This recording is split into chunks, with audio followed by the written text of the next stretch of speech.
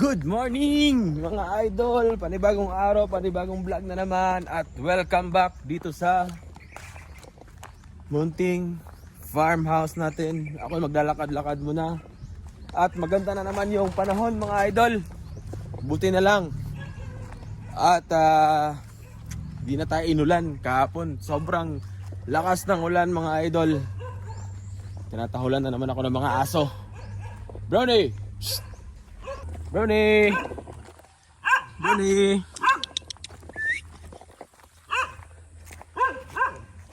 Doon sa tabi ng bahay natulog yung kagabi ng mga aso na yan pagkatapos kong pakainin. Mamaya, pakainin naman natin ulit yan para mas bumait. Hindi naman ano eh. So tamang chill lang muna tayo. Tambay muna tayo habang maaga pa. At mag-isip ako ng anong pwede nating gawin ngayon. Dahil hindi nga natin maituloy yung aayos dun sa grills kasi naiwan ko nga yung grinder sa Davao. So, yung nagawa natin kahapon, kama lang. So ngayon, maghahanap ulit tayo ng gagawin natin para maging productive yung araw natin. Araw ko pala. At least man lang na may magawa tayo. Kahit kaunti dito sa munting farmhouse natin. Okay? Tambay muna, tamang tambay muna sa umaga. Isang magandang araw, mainit-init at maganda yung araw ngayon eh. Maraming salamat Lord. Thank you for the good weather. Sarap ng mga buko, ano? Ayun no. Paano kaya kunin yan? Dami bunga eh. Ayan oh, puro may bunga lahat yan mga idol. Paano kaya akit siguro yan eh. Hindi ko lang sure ha, pero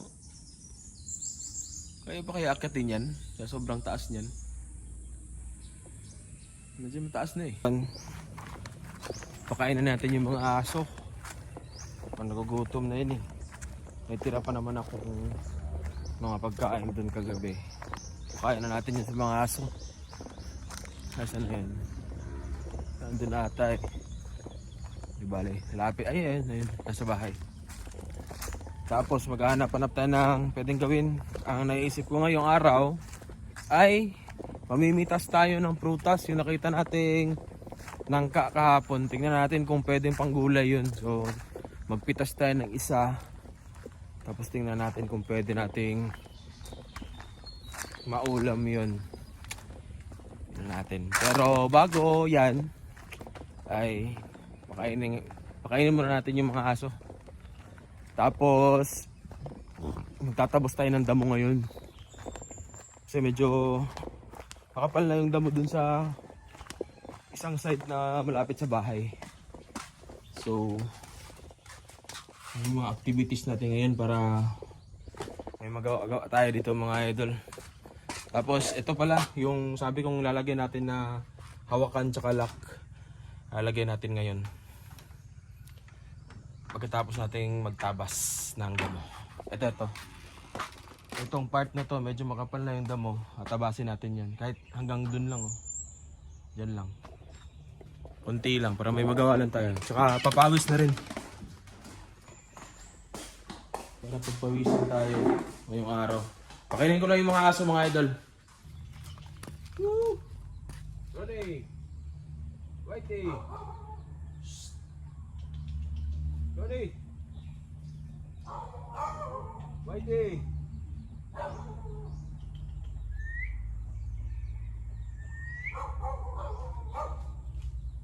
Whitey! Ready!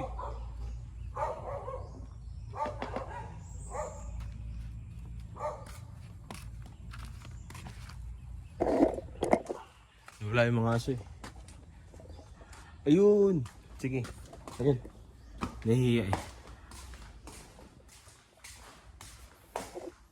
Kakain yan. Sure yan.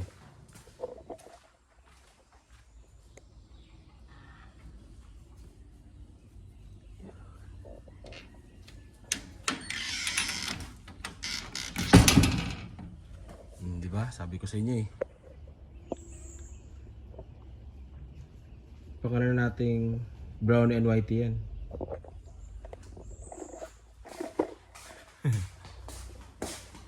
Bigyan ko na ng pangalan eh. Kulay brown yung isa, tapos yung isa puti.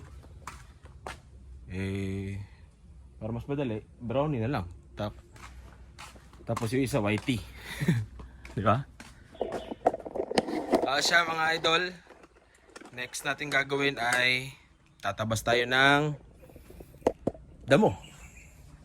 So, pandarin ko muna yung brush cutter. Tapos, tabasin natin yan kasi minute na oh. Sarap magtabas ng damo ngayon.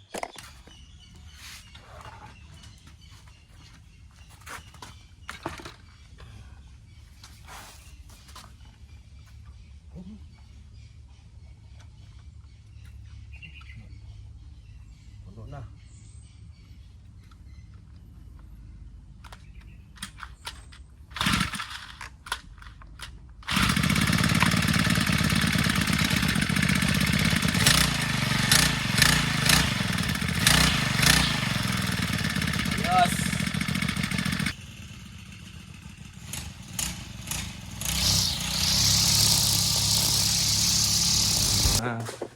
Activities mga idol.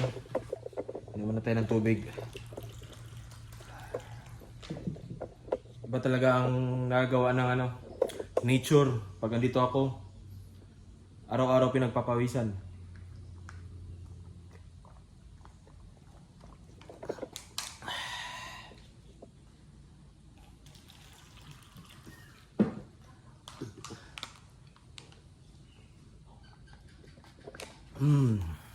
Alright. Pahinga lang saglit mga idol, tapos bakbak ulit sa pag-grass cutter ng mga damo. Pero yung sa dulo na yon, hindi ko na isasali yun. Ito lang, itong area lang. Ito. Hanggang dyan lang oh. Hanggang dyan, ganyan. Pero halos tapos na yun eh. Konti-konti na lang. Gusto ko lang na kita yung surface. Para tumubo rin yung Carabao grass ng mabuti mga idol, kasi pag natatabunan siya ng ibang mga damo na ligaw, hindi siya makatubo ng maayos, kaya pumapangit yung damuhan. Mas maganda talaga na mas mangibabaw yung Carabao grass para malinis tingnan, tapos dapat na maintain din siya ng grass cutter para hindi siya madumi tingnan, hindi siya tumataas ng sobrang taas mga idol. Gusto ko nasa ground lang talaga. Okay, so welcome back dito sa Ninja with Ken. Ang kate ng damo mga idol. Okay, nagbalot-balot na ako kasi medyo mainit na mga idol. Tatapusin na natin yan, yung parte na yan. Konti na lang yan. Tapos dito sa harap, konti lang din yan. Tapusin natin yan, tapos pahinga na tayo kasi medyo mainit, nakakapagod mga idol. Pero at least may nagawa tayo, malaki din yung trabaho ko na area eh. So, ito.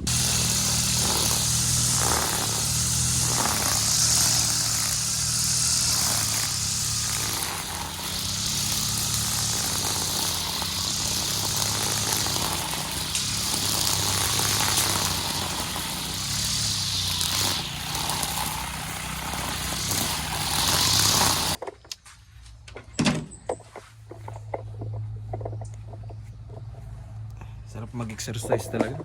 Sarap pagpawisan. Kahit yung purpose mo ay hindi pagpapabayat, yung talagang pagpapawisan ka lang, yun lang. Sarap sa feeling eh, after pagpawisan eh. Alright. So maglilinis na lang tayo sa semento para matanggal lahat yung mga damo na umakyat dito. Sahig-sahig mo na.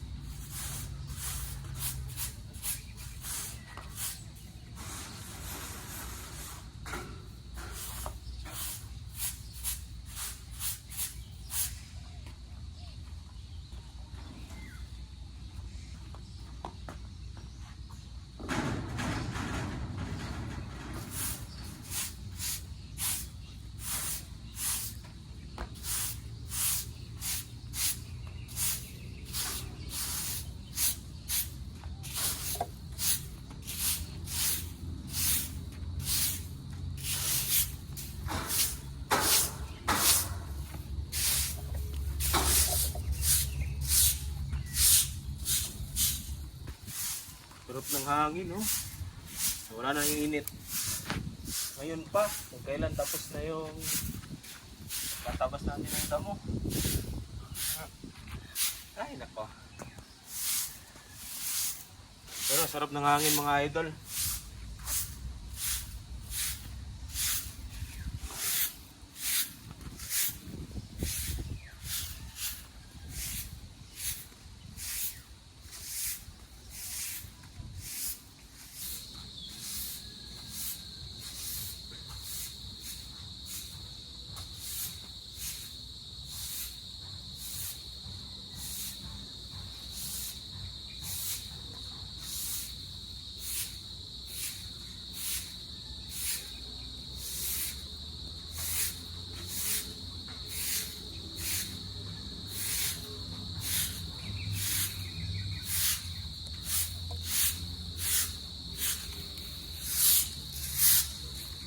Linis na. Ah. Exercise. Sarap.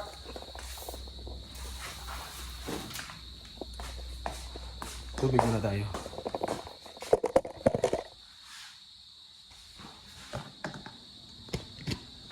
Alright.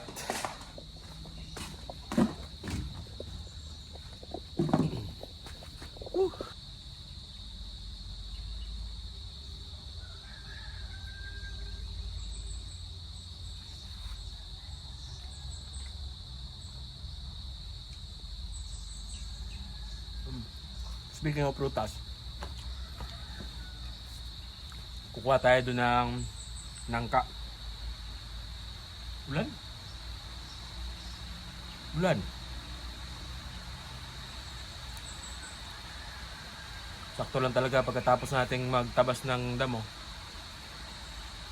Bulan bigla. Buti na lang, tapos na tayo. Pero yung sabi ko na kunin natin yung nangka. Tingnan natin kung okay ba yung bunga. Kasi hindi na alagaan yun ang pagkakaalam ko sa mga ganong prutas. Kailangan siya i-maintain ng yung mga may mga i-spray para mas maganda yung bunga. Tsaka hindi siya kinakain ng mga ibon tsaka mga uod. So, hindi ko lang alam. Yan kasi yung puno na yan ay hindi na alagaan, hinahayaan na lang na bumunga. Hindi ko alam kung anong ginagawa sa bunga niyan kasi hindi naman ako madalas dito. Siguro nabubulok lang, kinakain ng mga ibon. Pero subukan natin ngayon, tingnan natin kung okay siya. Tapos siguro sa susunod na pamumunga niyan, natin, lagyan natin ng mga pampataba, pampabunga, at saka yung mga para hindi siya galawin ng mga hayop tsaka insekto. Anyway, mga idol, pagod talaga ako dun sa ginawa natin. Pero sarap na ehersisyo. Masarap na ehersisyo. Yun. Hinga lang ako saglit mga idol, tapos puntahan natin yung nangka.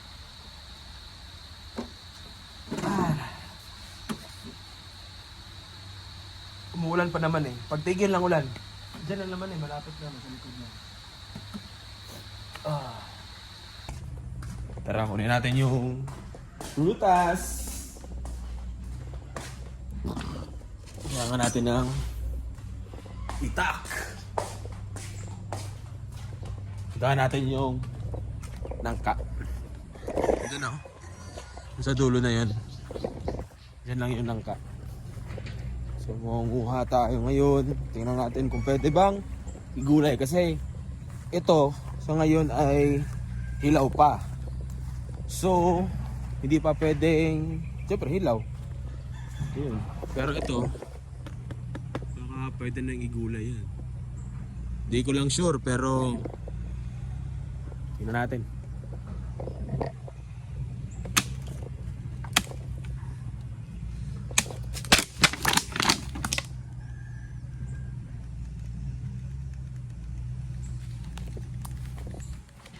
Tagta. Yan.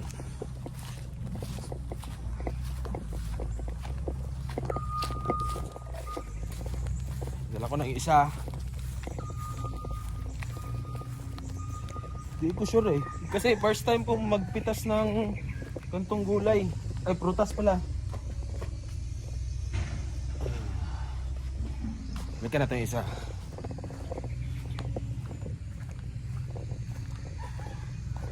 Tapos buksan natin. Tingnan natin kung walang sira. Kung okay yung laman, edi pwede pang gulay ito. Ulam na rin to eh.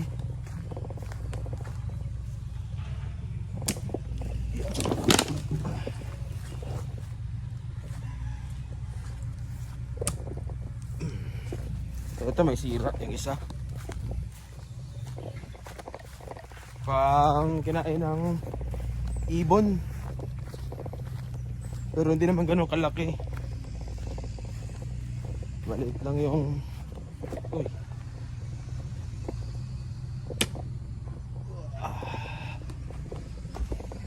Tuluyin ko na muna. Tapos tingnan natin. Tingnan ko kung pwede yan. Hindi ko lang sure pero sana okay.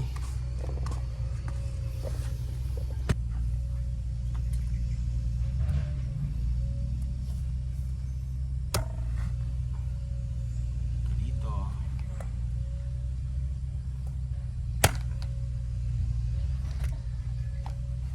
Para ba malaman kung pwede na pang gulay?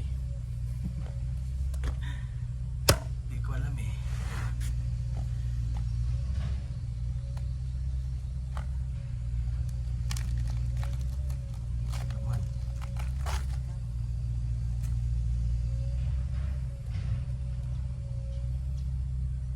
Pwede na panggulay yan eh. Pero hilaw pa. Pero yung panggulay naman talaga, eh, kailangan hilaw.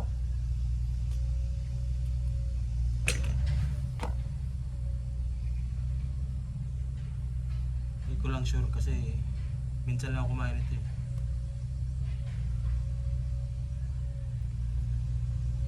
Ayan. Pwede panggulay siguro to.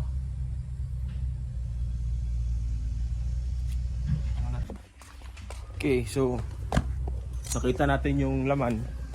Okay. May konting sira yung isa. Pero malamang kinain lang yun ng ibon. Pero sobrang konti lang talaga. So okay lang yun. Pwede yung tabasin lang yun. Yung isa, okay, walang sira sa loob or sa labas. Tapos may ilan pang mga bunga. Balikan natin, bilangin natin yung bunga. Isa,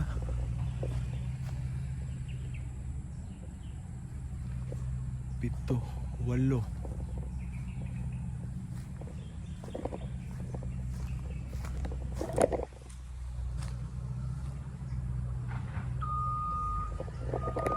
May 8 pa na bunga. Itong durian, walang bunga sa ngayon. So nangka lang muna yung may bunga. Ayoko lumapit kasi may mga kahoy, baka may ahas dyan sa ilalim. Sa kabila may durian din doon. Wala din bunga. So ito lang yung may bunga ngayon. Tsaka yung nakita natin doon sa kabila, may bunga din yung nangka doon. So malamang sa malamang season ngayon ng nangka kasi parehong may bunga eh. Dito may 8, pero yung iba sa taas may sira. Hindi ko lang alam kung hanggang loob ba yung sira niyan. Tapos yung doon sa kabila ay tingnan natin. Magdala rin tayo ng ito.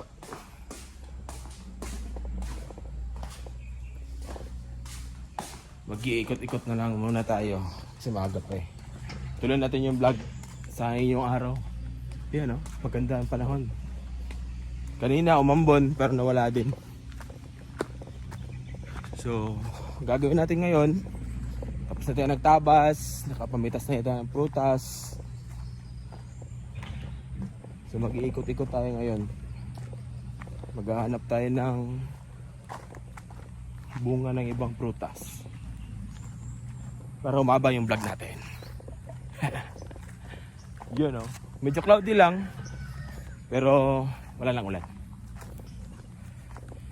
Di ko lang alam kung pwedeng mapuntahan. Feeling ko masukal papunta dun sa isang nangka eh. Pero subukan natin. Silipin natin kung anong meron dun. Tapos punta din tayo dun sa likuran. May mga prutas din dyan. Dito muna tayo. May bunga.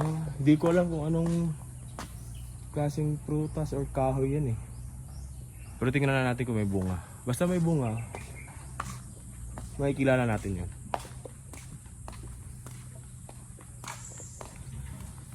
Mahirap nga puntahan yung isang nangka. Kasi masukal pa baba dun sa ano. Dito oh. Andyan yung isang nangka eh. Ayan oh. May bunga din. Kaso masukal yung pababa.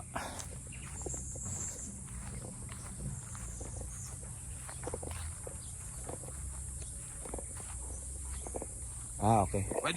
Pwede babaan. May daanan naman eh. Pero kita dito, maliliit pa yung bunga. Ayun oh. Kita nyo ba? Isa, dalawa, tatlo lang yung bunga. Maliliit pa. Hindi pa pwedeng panggulay siguro yan. Subukan natin dito. Lalakad-lakad tayo.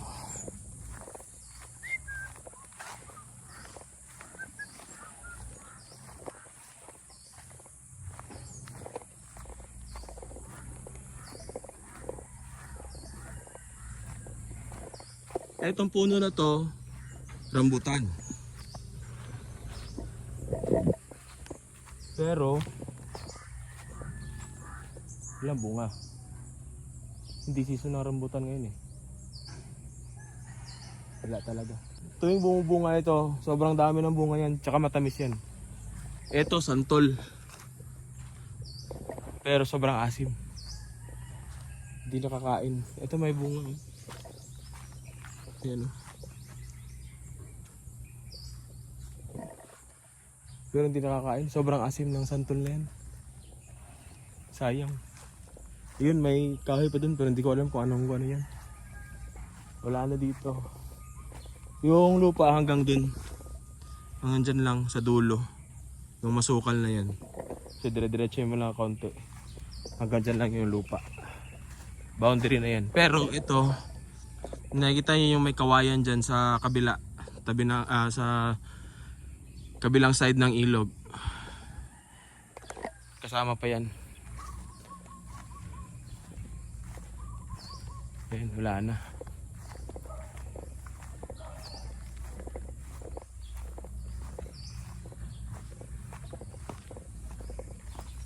Iniisip ko kung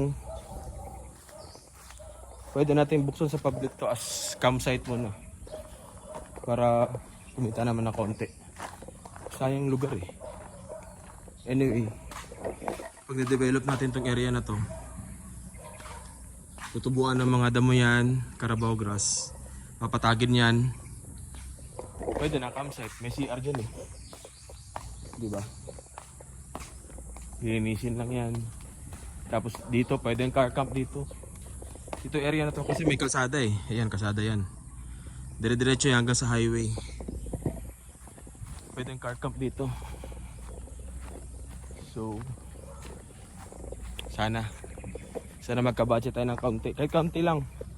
Para may panggastos tayo sa pag-develop ng area na yan. Paunti-unti. Sayang yung area eh. Ayan, lawak po dyan. Pwede mag-camp dyan.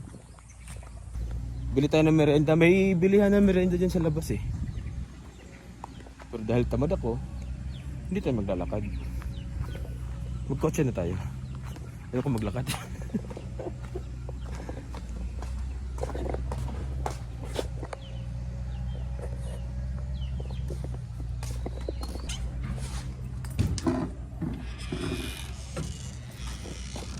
Ay, nga pala no. Yung sabi ko dito, lock tsaka hawakan, hindi pa natin nagagawa. Pagbalik natin, gawin natin. Bili na ako ng merienda kasi nagugutom ako. Hapon na. Merienda time na.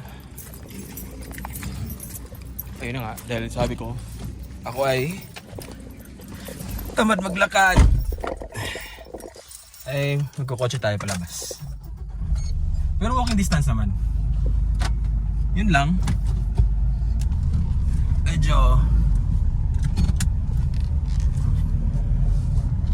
Medyo malayo-layo rin.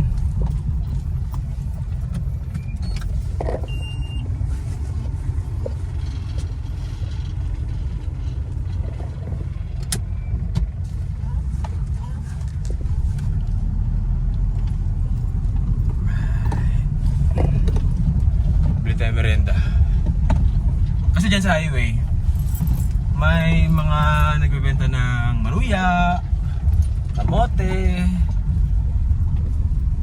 Hindi ka talaga magugutom dito kasi may malapit na nabibilan. Tapos sa unahan may mga karinderya.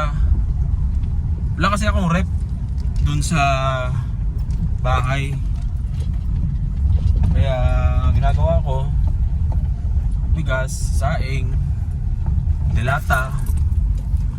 Tapos kung may chance na lumabas, bihira lang ako lumabas eh. Tinatamad ako lumabas. Kaya nung papunta ako dito ay nakabili ako ng mga ulam-ulam. So yun. Yun lang. Nung isang beses na namili din tayo sa Mr. DIY, nung pauwi ako nun, bumili din ako ng ulam. Grabe oh, ang dilim. Mukhang uulan ngayon oh. Grabe yan.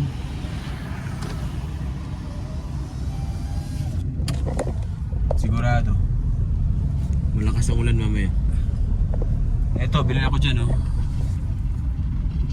Yan. Bilhin muna ako ng merienda.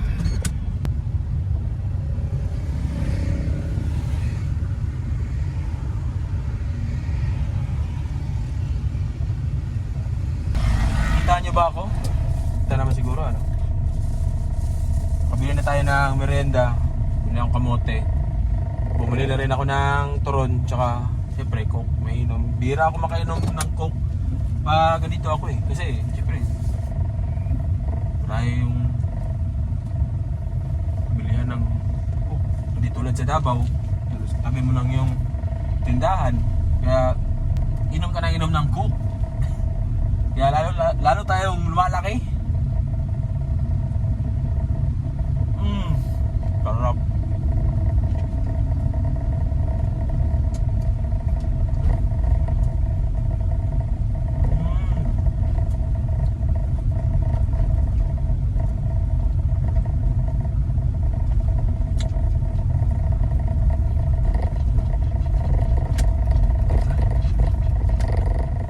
Ayun, sabi ko mga karinderya.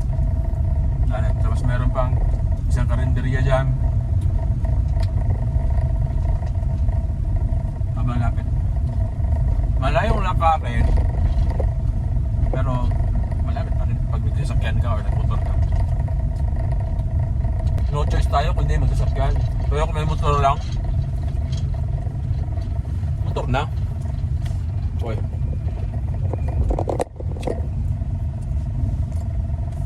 Mas okay magmotor para mas mabilis.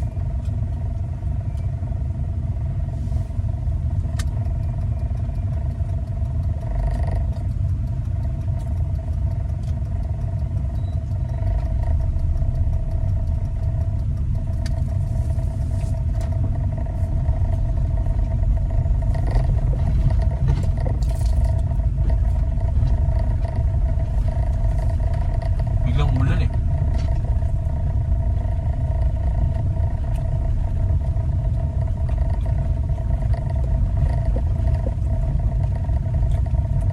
Balik na tayo sa bahay mga idol.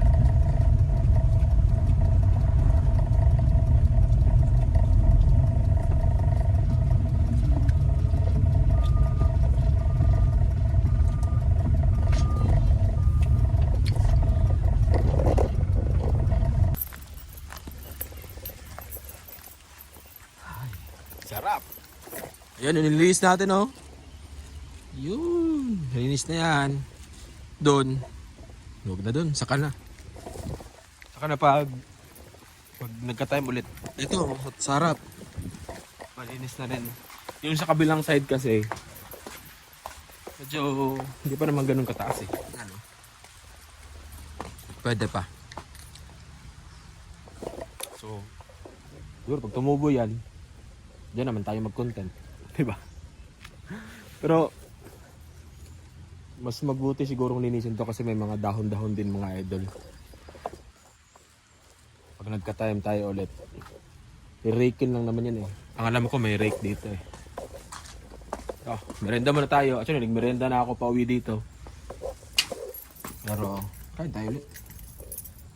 Pag bira ka lang makainom ng coke, sarap na sarap ka talaga eh. Pero pag araw-arawin mo, parang gano'n na, normal na lang. Ilang araw din ako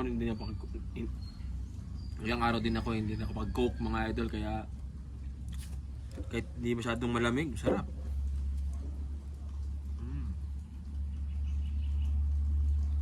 Kaon mga idol.